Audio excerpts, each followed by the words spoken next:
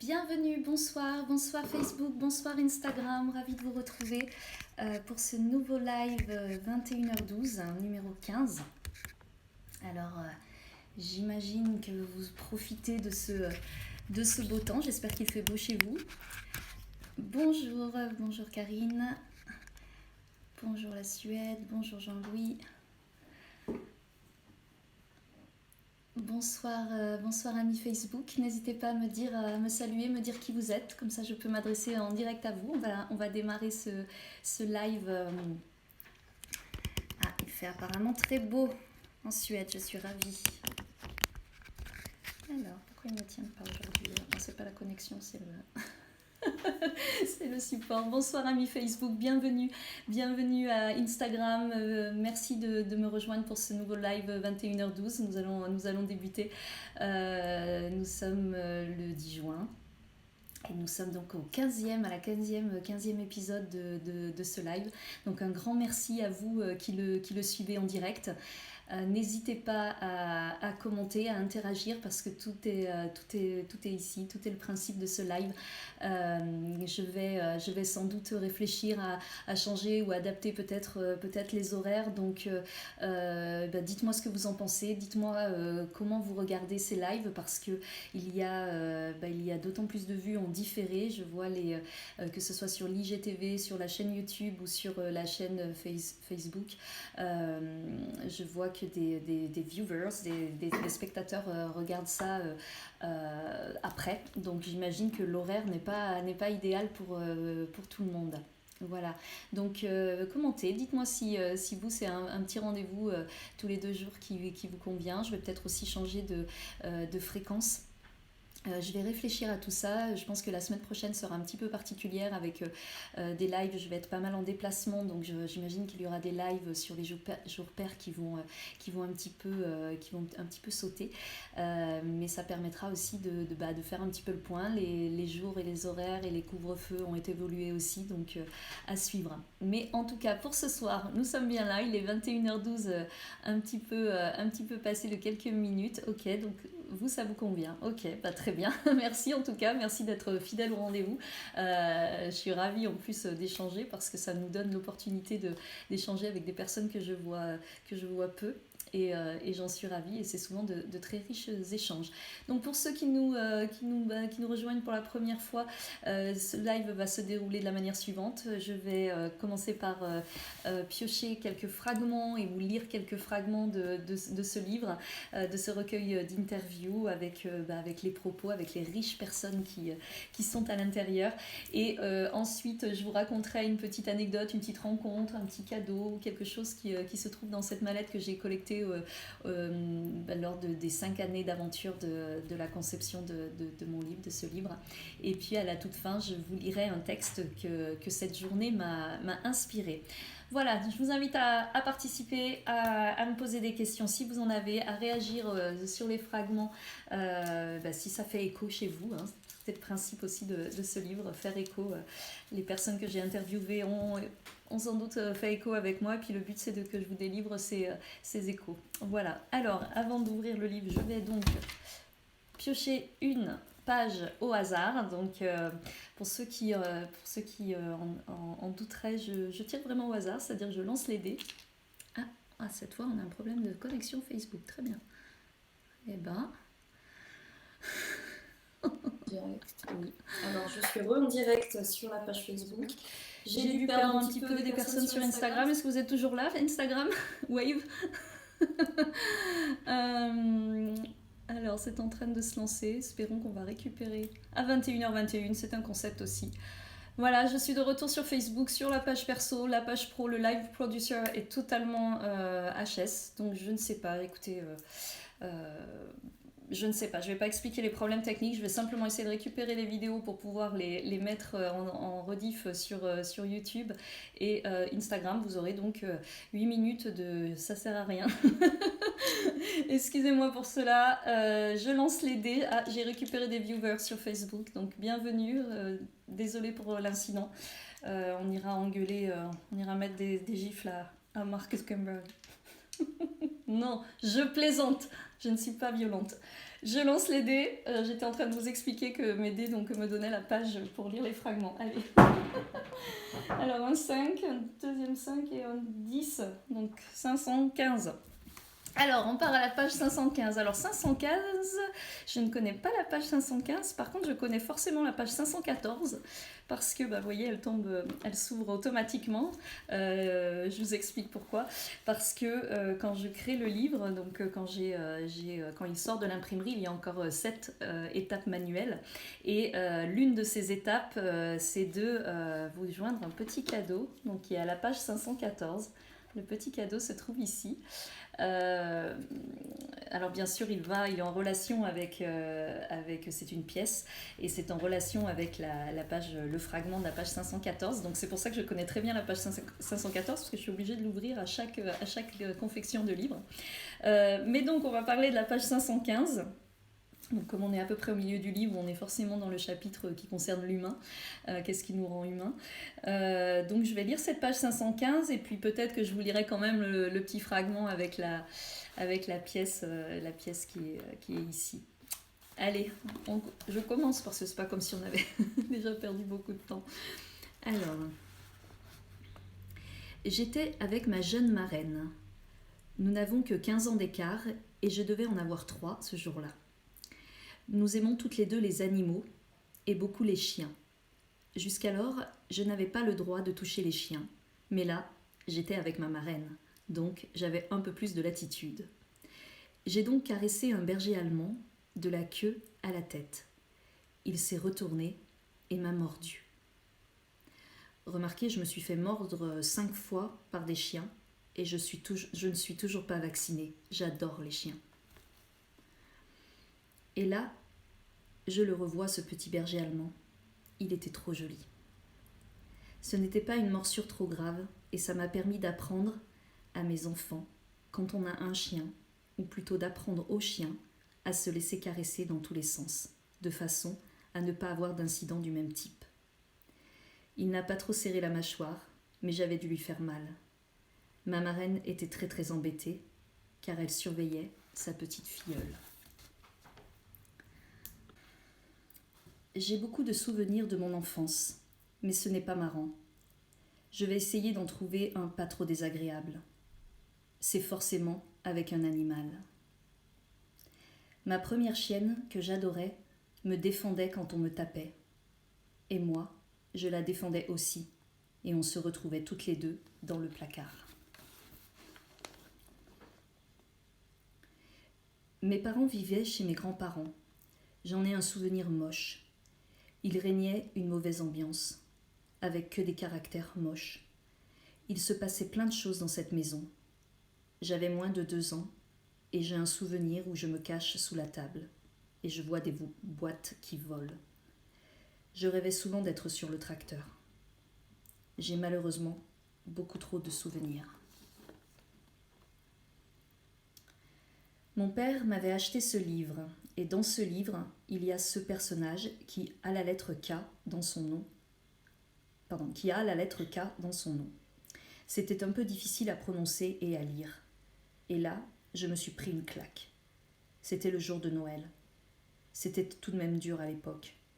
Enfin, mon père était sévère avec nous, et pas très patient surtout. Voilà ces fragments. Alors des fragments assez désagréables, assez durs. Alors tout de suite, ça m'appelle, alors je lirai peut-être les suivants juste après. Ça fait appel à 2 choses et les suivants, ouais, ceux de la page précédente aussi font appel aux souvenirs. Écoutez, je vais les lire et puis on parle des 2 pages juste ensuite. Je vais vous donner quelques infos, notamment sur le déroulement des interviews. Hi Benjamin, welcome. Il y a eu une telle évolution à tous les points de vue depuis mon enfance. Et depuis mon enfance à la leur maintenant. Je pense qu'on a du mal à imaginer. Moi, quand j'étais gamine, il n'y avait pas de yaourt, il n'y avait pas de frigo.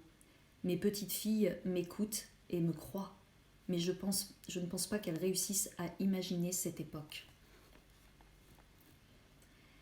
Quand j'avais 10 ans, Mes parents avaient loué une maison. Il n'y avait pas l'eau à l'évier. On allait à la fontaine à l'extérieur. Et je me souviens, l'hiver, la fontaine gelait.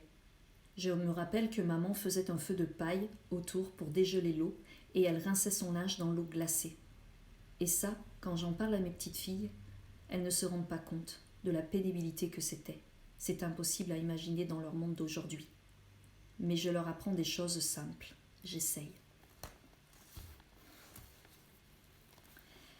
Ma grand-mère, c'est la première femme qui a été admise dans la garde républicaine à cheval.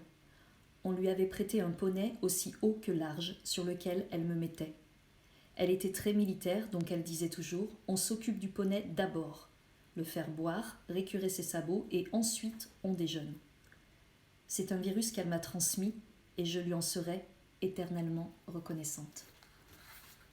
Et je vous dis donc le fragment avec la pièce qui est collée.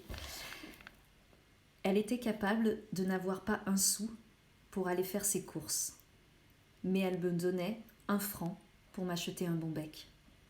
J'achetais un rocher gagnant. T'avais un chocolat et avec un papier gagnant, t'avais gagné un rocher.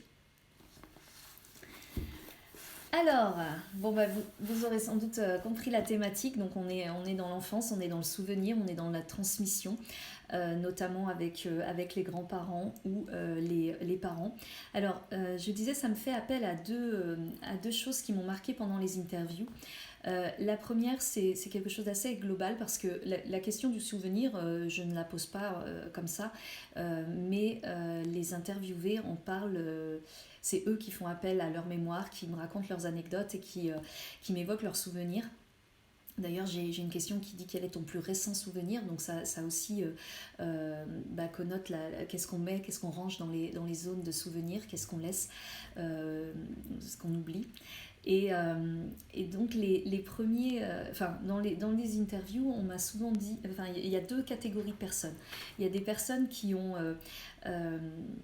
volontairement, qui laissent le passé là où il est, qui n'ont pas beaucoup de souvenirs ou pas très lointains, alors soit parce qu'ils décident de vivre vraiment au présent et que ces histoires passées n'influent pas, n'affectent pas leur présent. Soit effectivement il y a des personnes qui se rappellent de très très loin, là je parlais à des adultes, donc ils parlent de moments d'enfance qui sont très très lointains pour eux et ils s'en rappellent avec beaucoup de détails, alors soit parce qu'effectivement c'est marquant, c'est traumatisant et ils y pensent encore, mais c'est vrai qu'il y avait vraiment ces deux, dès qu'on évoquait des souvenirs ou le mot du passé, il y avait ces deux typologies de personnes qui revenaient assez régulièrement. Et puis ce dont ça parle aussi, et j'en ai parlé récemment en lecture, c'est que à chaque fois que quelqu'un voulait m'évoquer un souvenir qui était désagréable, donc moi bien sûr ma question était neutre, mais je voyais que ces personnes essayaient de me donner, même si le souvenir était moche, quelque chose qui l'était moins, quelque chose qui était quelque part un petit peu édulcoré. Donc moi je n'ai pas voulu édulcorer les fragments, donc les propos, pour tous les propos, ils sont bruts, ils sont réécrits de la façon dont on me les a livrés. Et c'est vrai que je notais ça aussi, c'est-à-dire que quelqu'un qui avait peut-être eu une enfance très, très, très désagréable, très violente, allait toujours chercher le tout petit souvenir avec un petit bout de quelque chose qui était sympathique, comme cette dame qui s'est fait mordre par un chien, ou cette personne qui était malheureusement qui habitait entourée de personnes pas très agréables, et qui dit qu'elle rêvait, qu'elle s'éloignait dans sa tête quand elle était cachée sous cette table, en rêvant d'être sur le tracteur. Donc c'est vrai que ça je l'ai remarqué, et souvent on me le disait en préambule, on me disait ah ouais mais attends, mon plus ancien souvenir c'est quelque chose de pas beau, attends je vais te trouver un truc. Et je trouvais ça assez surprenant et assez ça montrait un petit peu ce qu'on essaye de dévoiler à l'autre, et de peut-être de montrer que les phases qui sont un petit peu plus glorifiantes. Voilà. Et ensuite, la page que je vous ai lue à gauche pour moi, ça évoque la transmission, les grands-parents. Alors je ne sais pas si vous avez encore vos grands-parents, s'ils ont eu le temps, ou vos arrière-grands-parents, s'ils ont eu le temps de vous transmettre des choses, de leur passé à eux, de leurs souvenirs à eux.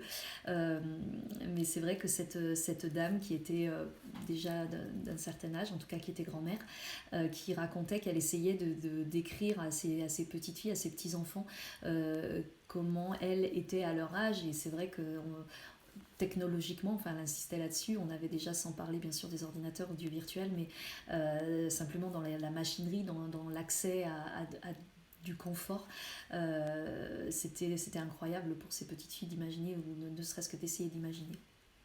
Donc voilà.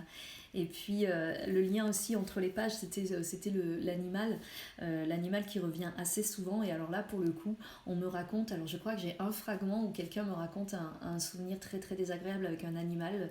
Il dit qu'il était répugnant, mais qu'il le fascine en même temps. Mais dans ces fragments-là, même la personne qui se fait mordre dit qu'elle elle s'est servie de cette expérience pour transmettre à elle-même, à ses enfants, pour éduquer, d'essayer de ne pas caresser un chien dans le mauvais sens, pour ne pas le surprendre. Cette personne aussi qui dit qu'elle mangeait après avoir donné à manger à son cheval ou à son poney, parce que sa grand-mère lui l'avait appris. D'ailleurs, elle reparle de cette grand-mère qui était donc la première femme admise dans la garde républicaine à cheval. Elle en parle aussi, bien sûr, pour l'énorme courage qu'il lui a fallu, et l'énorme expérience que cette dame a eue, parce que elle devait à la fois être chez des militaires et en plus en étant femme, donc voilà ce qu'elle lui a transmis. Et puis voilà, le petit clin d'œil avec la pièce, c'est parce que cette personne, je trouvais ça assez touchant, parce que j'ai mis des pièces de 1. Donc c'est des 1 alors soit des monnaies qui n'ont plus cours, des monnaies, par exemple des monnaies européennes, des anciennes monnaies de pays européens. Celui-ci, c'est un franc de 1940. Donc chaque pièce est différente, chaque pièce évoque un pays ou une monnaie ancienne. Et voilà, c'était aussi pour faire ce petit clin d'œil, parce que comme il le dit, c'est un monsieur qui me parlait de sa grand-mère et qui disait qu'elle était capable de n'avoir pas un sou pour aller faire ses courses, mais elle donnait 1 franc pour m'acheter un bon bec. Et moi aussi, c'était ma manière à vous de transmettre un petit peu ce petit cadeau, cette petite pièce. Alors vous pouvez la découper, peut-être essayer de vous acheter un bon bec avec.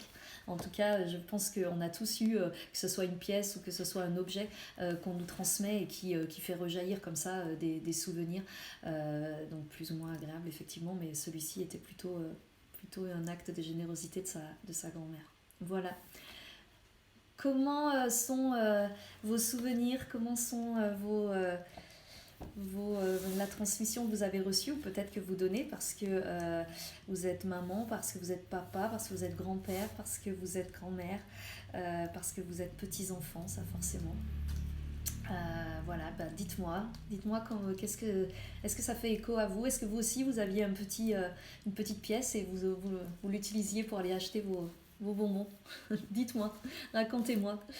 Voilà, c'était la page 515. Je vais passer tout de suite à un autre souvenir de rencontre. Alors, voilà, on va encore parler alors, pas forcément de souvenirs, mais de générationnel. Alors, ceci est un napkins, une serviette, une des nombreux souvenirs de pub et de bar. Donc il y a écrit quelque chose dessus. Donc ça a été écrit par une personne, alors je ne vais pas la nommer parce qu'elle est dans mon livre. D'ailleurs, c'est une personne qui a l'un des 2 plus grands fragments du livre. Le plus grand fragment fait 1 page ou 1 page et demie. C'est cette personne qui m'a livré une très très poignante histoire. Donc quand vous la trouvez, vous regardez les fragments, les tailles de fragments, quand vous tombez sur le plus long, vous saurez que je parlais de cette personne. Donc il y a écrit en fait Anne of Avonlea, épisode 1-4, YouTube. Donc pourquoi il est inscrit cette petite note, et pourquoi j'ai gardé cette serviette? Alors, j'ai rencontré cette personne dans Soho, à Londres, pardon, pas celui de New York, celui de Londres, à London. Je l'ai rencontré parce que j'allais moi-même faire un cadeau, donc je suis rentrée. Il a une boutique qui est assez célèbre à Londres, parce qu'elle est la plus ancienne de sa spécialité, donc je tairai ce que ce monsieur fait. Et je suis rentrée dans sa boutique, je cherchais un cadeau et puis on a commencé à discuter. J'ai vu que c'était une personne passionnante et au moins autant passionnée. Donc je l'ai écouté, il m'a déjà raconté quelques histoires et puis il m'a demandé ce que je faisais. Donc moi aussi je lui ai expliqué. Et puis et je lui ai demandé tout simplement s'il accepterait une interview. Et il a répondu oui, il a fini par répondre oui. J'ai pas insisté, mais c'est lui qui m'a expliqué les raisons pour lesquelles il ne donnait pas plus d'interview. Donc je lui ai expliqué le concept de mon livre, que les fragments étaient anonymes et que voilà, je faisais un livre sur les êtres humains et pas sur les personnes ou les personnalités. Donc il a accepté. Nous nous sommes retrouvés dans un pub quelques temps après, toujours à Soho. Et donc on a pris un verre de Soho dans un pub. Et donc il y avait une petite serviette avec. Et du coup, pendant la discussion, alors j'ai des questions comme pourquoi tu as accepté l'interview, et puis j'ai eu une question sur les questions. Donc quelle est la question qu'on ne t'a jamais posée? Et là, il m'a répété donc qu'il avait donné pas mal d'interviews, mais que les dernières étaient à la radio et que ça ne le dérangeait moins parce que on ne voyait pas et donc on ne pouvait pas, s'il ne donnait pas son nom, on ne pouvait pas le reconnaître. Donc j'ai eu un petit peu la puce à l'oreille et je me suis dit mais pourquoi cacher votre nom? Et ce monsieur m'a dit que son nom avait été un petit peu connu. Donc maintenant il était connu pour sa spécialité à Soho, mais dans un autre temps son nom avait été associé à une autre période de sa vie, à une autre fonction. Donc il était comédien, en tout cas il était acteur quand il était adolescent. Et donc il jouait dans ce film, dans cette série qui s'appelle Anne of Avonlea. Et il jouait un adolescent de 12-13 ans qui était le neveu ou le fils d'une des principales héroïnes. Donc pour vous situer un petit peu, c'était une série un petit peu comme La petite maison dans la prairie. Donc c'était quelque chose qui fonctionnait beaucoup dans les années 70-75. Donc il y avait très longtemps. Et en plus il jouait un jeune homme, un jeune adolescent.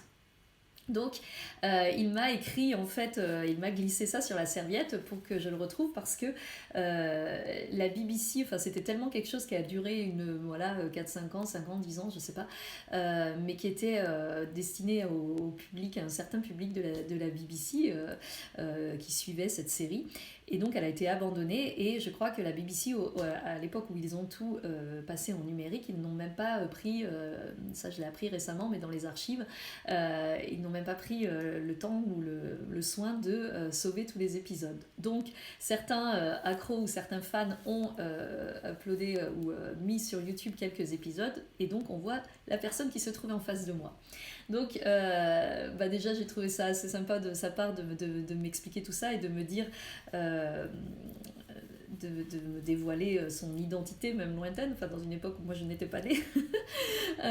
Et en fait on a eu une discussion, du coup c'était très intéressant et moi ça me remet beaucoup de choses en cause sur le livre, sur l'anonymat, sur le fait de relativiser déjà un anonymat dans un pays, sur une génération, parce que j'imagine qu'à son époque du coup il était plutôt connu et qu'à la mienne pas du tout, ou plus du tout, en tout cas il était plus connu pour cette raison-là, et donc c'était assez marrant de voir qu'il avait effectivement répondu à beaucoup d'interviews à ce moment-là de sa notoriété, et il s'en cachait, il dévoilait très peu, très peu de gens connaissent son nom et savent que c'était le jeune adolescent héros d'un temps dans cette série. Voilà. Mais voilà, moi c'est pour ça que j'ai gardé un petit peu cette serviette en souvenir de cette confiance qu'il m'a transmise. On parlait de transmission tout à l'heure. Et puis voilà cette belle rencontre. Je retourne régulièrement quand je peux voyager, le voir. C'est une personne très chouette et c'était, on a eu un chouette échange sur cet aspect d'anonymat et de qu'est-ce que la notoriété. Et puis, moi j'ai envie de dire, c'est un petit peu actuellement, pour moi c'est un peu la même chose avec Bom dia, Rogerio. C'est un peu la même chose avec la notoriété. Qu'est-ce que la notoriété actuelle? Parce que je pense que la télévision, les stars du petit écran, comme on disait, ont été beaucoup challengées par Internet. Et quand vous n'avez ni l'un ni l'autre, vous ne suivez pas la même chose, c'est assez, tout ça est pour moi assez remis en question. J'ai pas de télé, je suis très peu les réseaux, les influenceurs ou les influenceuses, comme on les nomme maintenant. Et c'est vrai que quelqu'un qui me cite une personnalité connue de la télé actuelle, je suis sûre que je ne la connais pas et encore moins que je connais son visage. Donc je trouve que les dés, voilà, justement, ont été un petit peu relancés et un petit peu challengés. Je ne sais pas comment vous ressentez ça. Alors là, j'ai littéralement 4 pays. Hein. J'ai l'Angleterre, j'ai le Brésil, j'ai la Suisse, j'ai la Suède et sur Facebook, je ne sais pas qui regarde, mais peut-être qu'on a des Français. En tout cas, comment vous vivez ça? Parce que vous aussi qui habitez des pays frontaliers ou des pays étrangers, alors Rogerio est dans son pays, mais peut-être Sylvain peut m'en dire plus. Voilà, réagissez, je vous invite à commenter, à dire ce que ça vous évoque. Et puis je ne mettrai pas les épisodes YouTube parce que j'avais mis très longtemps à les retrouver, mais j'imagine que si vous aussi vous avez regardé des séries quand vous étiez jeune, vous vous êtes peut-être demandé que sont-ils devenus. Donc des fois on les retrouve sur internet. Mais... Voilà, alors moi, du coup je vais pas le remettre, sinon je vais retirer. Voilà. Voilà, alors je vais vous lire. Alors j'ai écrit un texte, mais je n'ai pas eu le temps de le taper à la machine, donc je vais vous le lire au prompteur, comme à la télé.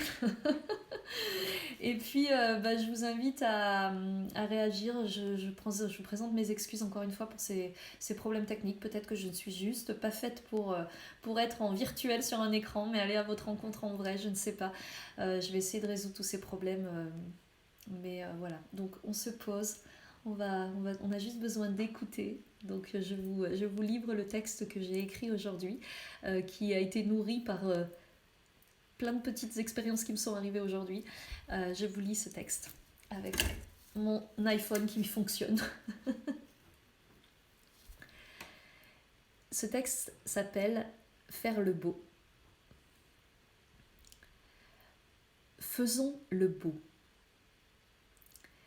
La phrase est insipide et moche. Mais insistons et faisons le beau pour remplir nos vides et nos poches.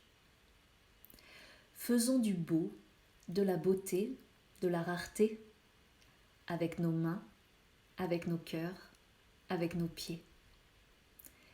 Créons du beau et inondons de couleurs nos palettes trop pâles et nos intérieurs trop éteints. Éclaboussons de beau nos murs et les emmurés, arrosons de beau nos pleurs et les apeurés. Déversons le beau sur les absurdités et leurs administrés. Projetons du beau dehors, dedans, dessus et autour, car le beau est partout, car le beau nous entoure. Faisons le beau, faisons le bien, faisons du bien en faisant du beau. Soyons bons, soyons beaux, et nous serons bien. Et peut-être pas, mais peut-être que si. Que sitôt que le beau apparaît, le bien le suit. Qu'aussitôt que le beau est fait, le bien s'ensuit. Et ainsi de suite. Et voilà pour ce texte de ce live 21h12 numéro 15. Alors nous sommes le 10 juin, je vous laisse infuser tout ça, je parle de beau parce que je dis tout dans ce texte, mais ça ferait du bien, non? Nous sommes le 10 juin, donc je voulais souhaiter un joyeux anniversaire à 3 personnes. Je souhaitais un joyeux anniversaire à Julie. Julie, c'est une personne que j'ai connue quand j'étais enfant, justement. Julie qui est pas très loin d'ici et à qui je souhaite un joyeux anniversaire si tu nous regardes, Julie. Bonne terrasse, bon apéritif. Je souhaite également un joyeux anniversaire à Sarah. Sarah, c'est une personne que j'ai eue en interview. Qui se lançait à l'époque sur un projet de photos, de Polaroid, de recherche. C'était très très intéressant sur la recherche de soi, la recherche du regard de l'autre, de nous, sur nous-mêmes. Et elle m'a aussi aidée pour ma web série. Donc Sarah, feliz cumpleaños. J'espère que tout va bien pour ton projet et pour toi. Donc un joyeux anniversaire. Et puis un joyeux anniversaire aussi à quelqu'un, alors là pour le coup qui me connaît depuis, alors moi je ne la connais pas depuis sa naissance, mais elle me connaît depuis ma naissance, parce que littéralement, si elle ne m'a pas vu naître, j'ai dû moi la voir au bout de quelques heures. Donc Monique, je te souhaite un très très très très joyeux anniversaire. J'espère que tu vas bien. Je me réjouis à chaque fois que je te revois depuis toutes ces décennies. Et je sais que je vais bientôt te revoir pour remettre le livre à mon institutrice, mon ancienne institutrice. Donc, joyeux anniversaire Monique, et je te charge d'embrasser tous les piraillons qui regarderont ce live, ou en tout cas que tu croiseras aujourd'hui ou demain. Parce que voilà, c'est pas mon visage, c'est mon village natal, mais en tout cas c'est mon village de cœur. Donc à tous les piraillons que je regarde, je vous embrasse. Voilà, et un joyeux anniversaire Monique. Voilà, écoutez, ça a été un petit peu chaotique au niveau technique, mais je vous remercie d'être présent. Instagram, pour vous, ça a marché ce soir, donc tout va bien. Facebook, je vais essayer de vous récupérer. Pour ceux en différé, je vais essayer de faire un petit montage de ces vidéos pour vous livrer ce live en entier. C'est la technologie, et on va dire que ça nous permet quelques court moment où tout va bien, donc je ne vais pas soupirer comme j'ai fait au début. Mais je vais essayer de trouver des solutions, parce que c'est un petit peu rageant d'être empêché par des écrans. Et puis, donc, comme je le disais, je vais réfléchir un petit peu au format, je vais réfléchir à l'heure, aux horaires de ce live pour voir à quel moment vous êtes le plus disponible, et pour créer ces échanges, pour qu'ils soient un petit peu plus nourris et plus riches, et vous conviennent aussi. Je l'évoquais dans le dernier live, peut-être que je ferai ça un peu plus tard pour que vous soyez tranquillement installés chez vous, ou peut-être avec une fréquence différente, pour que on se retrouve et qu'on se donne rendez-vous pour être un peu plus nombreux, et qu'on soit tous interconnectés quand les connexions fonctionnent. Voilà, donc le prochain live normalement aura lieu le 12, donc samedi. Je serai en déplacement, donc je vais voir si je peux organiser quelque chose loin, sinon on se retrouvera un peu plus tard. Et puis, comme je disais tout à l'heure en début d'émission, la semaine prochaine sera consacrée à créer mes livres, à préparer un salon que j'ai le 19 et 20 juin à Montaulieu, près de Carcassonne. Donc il se peut que les lives soient moins nombreux la semaine prochaine, mais je vous tiendrai informé de tout ça dès que je le peux. Voilà, écoutez, je vous remercie infiniment d'avoir suivi ce live, d'avoir échangé pour Instagram. Bonjour vraiment au monde entier. Mais franchement, rien que pour ça, je suis ravie de ces réseaux sociaux, parce que je peux pointer une map monde assez régulièrement, et grâce à vous, je sais que vous allez bien, donc je suis ravie. Je vous souhaite une très très bonne soirée. Profitez des quelques heures de lumière encore pour ceux qui en ont, et je vous dis à très bientôt pour le prochain live. Merci beaucoup.